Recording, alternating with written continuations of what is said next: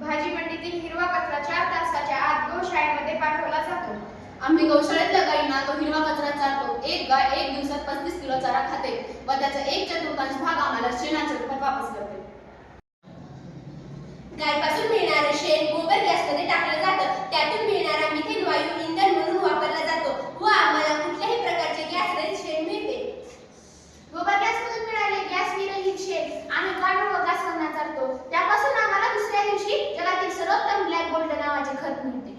Start. भाजी मार्केटमधील दुर्गंधीयुक्त सडका कचरा कुक्कुटपालन व बदक पालनामध्ये पाठवला जातो. जो कुजलेला कचरा आहे तो आम्ही कोंबड्या व बदकांना देतो. त्यापासून आम्हाला दुसऱ्या दिवशी सुंदर अंडी मिळतात.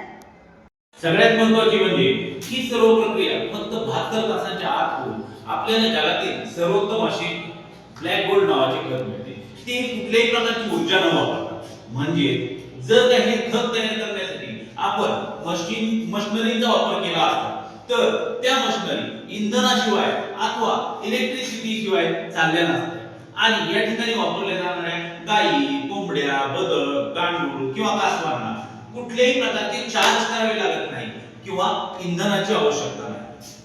आपण पारंपरिक पद्धतीने किंवा जैविक पद्धतीने हे ब्लॅक गोल्ड खत मिळवायचे म्हटले तर आपल्याला कमीत कमी 4 ते 6 महिने अवधी लागतो आणि या ठिकाणी ते फक्त आपला 72 तासांच्या आत मिळते.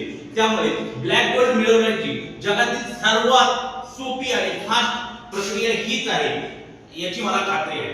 त्यामुळे कचरा व्यवस्थापनही उत्कृष्ट पद्धतीने होते व समृद्ध भारताच्या विकासाकडे खऱ्या अर्थाने आपली वाटचाल सुरू होईल जर आपण या प्रक्रियेने खत निर्मिती केली तर.